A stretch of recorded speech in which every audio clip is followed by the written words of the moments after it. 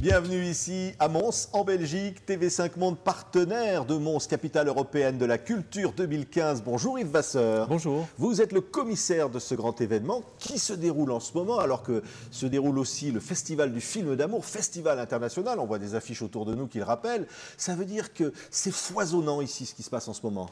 Oui, et tous les événements de Mons 2015, bien sûr, n'empêchent pas les traditions de se perpétuer, qu'elles soient folkloriques, comme notre grand Ducasse traditionnel du mois de mai, ou comme ce festival qui est né il y a 31 ans. Et donc, évidemment, il continue et on ne le revendique pas, mais on va y apporter quand même une petite touche avec 2 soirées spécifiques dont nous parlerons. Oui, parce que vous dites c'est né il y a 31 ans pour le Festival du film d'amour, et il y a 30 ans a été créé le concept de capitale européenne de la culture. Il y a une belle connivence là, dans le temps en tout cas. Et donc, c'est au Conseil des ministres européens qui se tenait à Athènes qu'en attendant l'avion, je pense, Jack Lang et Mélina Mercouri ont un peu bavardé, se sont dit il faudrait quand même ajouter une touche culturelle à cette Europe que nous sommes en train de fabriquer sur le plan économique, sur le plan social. La culture, on n'en parlait pas au niveau européen.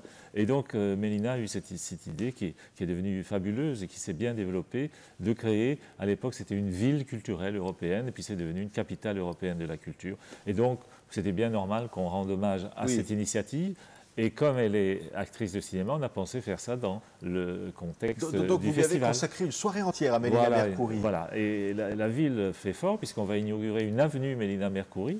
Et puis après des discours, et voilà, on ira voir un film que je ne connais pas, mais où elle excelle. C'est un film de Michael Kakoyannis. Ça s'appelle Stella, femme libre.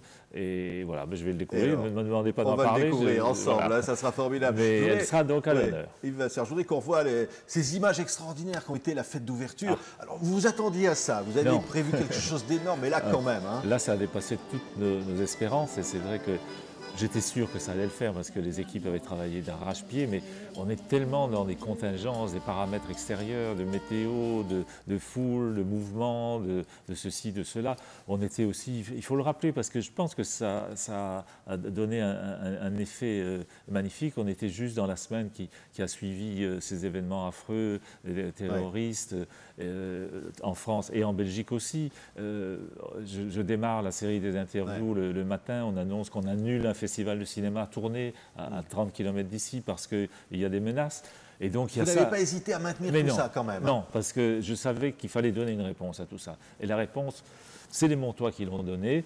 Dans une fête joyeuse, généreuse, partagée. Il n'y a pas eu un incident. Il y a eu quelques arrestations administratives dans le jargon de la police, moins que lors d'un week-end habituel, alors qu'on avait 140 000 personnes dans la rue. C'était magnifique. C'était un message fort que Mons, capitale européenne de la culture, envoyait finalement à toute l'Europe à travers la culture doit l'emporter sur le barbarisme, c'est clair. Oui, alors évidemment on va parler de ce qui va se passer. Exposition Van Gogh, vous rendez hommage à Kirk Douglas à travers Van Gogh. Van Gogh, c'est une aventure magnifique pour nous, parce que d'une part, c'est un artiste qui a démarré sa carrière à Mons, on ne le sait pas assez, mais il était venu d'abord en 1880, il avait déjà 26 ans. Il avait tout raté dans sa vie, et puis là, il voulait devenir évangéliste. Et puis, il vient dans le Borinage, et là, c'est un choc terrible pour lui, qui vient d'une famille bourgeoise et qui ne connaît pas la misère presque du Moyen-Âge qu'il rencontre là, des familles qui vivent à 10 dans une seule pièce, terre battue, pas d'eau, pas d'hygiène. Il descend dans la mine, il voit que les enfants travaillent dans la mine. Ça va le marquer toute sa vie, ça va marquer son œuvre. Mais ça va faire déraper sa carrière d'évangéliste parce qu'il ne s'entend pas avec ses supérieurs qui veulent un pasteur, une cravate, un nœud, etc. Lui, il est là nu comme les mineurs. Ce que vous nous dites, Sylvain, c'est que tout se joue à Mons, finalement, pour Van Gogh. Tout se joue à Mons, cette partie-là. Et puis, une fois qu'il est chassé de son ministère, il fait un bref séjour chez ses parents, mais il revient dans cette région parce qu'il l'aime. Et là, il s'installe à Couëmes. Couëmes fait aujourd'hui partie de Mons, petite maison aussi, d'un marchand de charbon. Il y a une toute petite chambre qu'il partage avec les enfants du charbonnier. Et là, après 6 mois de réflexion, il écrit cette lettre fameuse qui est exposée à Mons pour l'instant. C'est ça, vous avez une exposition avec des documents incroyables ici. Incroyable, je n'aurais jamais espéré les avoir. Et donc cette lettre qui revient un peu à l'expéditeur et dans laquelle il dit à son frère, je sais ce que je vais faire, je vais être un artiste. tiens-toi bien, ça va coûter cher, envoie-moi de l'argent. C'est le leitmotiv de toute sa lettre jusqu'à la fin de sa vie. C'est une incroyable histoire. Voilà. Et puis envoie-moi des bouquins, parce qu'il faut que je travaille. Je ne sais pas dessiner, il faut que j'apprenne. Il est autodidacte et les premiers dessins, maladroits, vous ne les achèteriez pas si vous les trouvez sur un marché. Non, j'achèterai pas. Non. Si vous ne savez pas que c'est Van Gogh, vous ne l'achetez pas. C'est maladroit. Mais dans cette maladresse, dans cette tendresse, dans cet amour de l'autre qu'il manifeste déjà ici à Coëm, il y a toute son œuvre. Et ça, c'est la thématique de cette exposition qui est au BAM Beaux-Arts Mons jusqu'au 17 mai.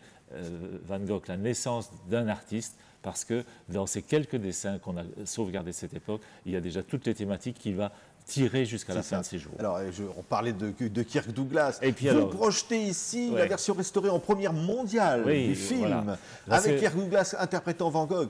C'est incroyable. C'est aussi une histoire de cinéma magnifique, parce que Kirk Douglas, qu'on connaissait, donc on est dans les années 50.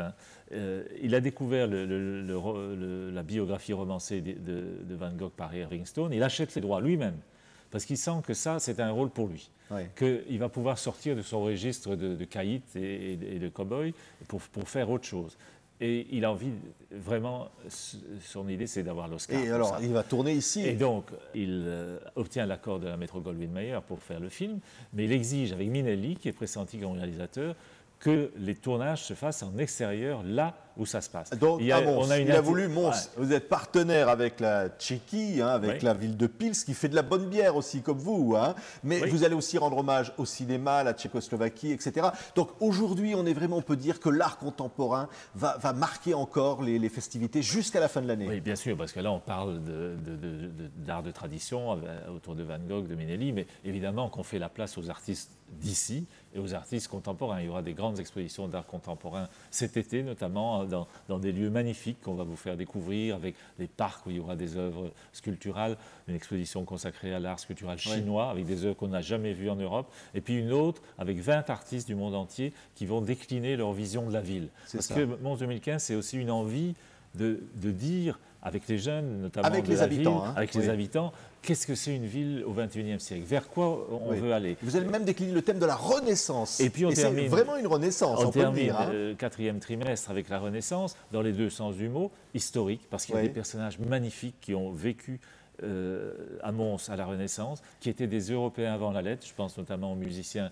Roland de Lassus, qui est parti dans les cours d'Italie, qui a terminé sa vie avec les ducs de Bavière, mais qui a chanté ici tout gamin. Ça, c'est une histoire magnifique aussi. Vous nous donnez envie, on a vraiment envie. Venez tous ici à Mons. Que vous veniez au printemps, en été, à l'automne, il y aura toujours de quoi faire, au moins pendant un week-end. Au moins pendant un week-end. Nous, on est ici à Mons. On était vraiment ravis, Vasseur, commissaire donc, de ces extraordinaires festivités Mons 2015, capitale européenne de la culture, de vous saluer et de vous souhaiter encore bon vent pour la suite. Merci de votre accueil.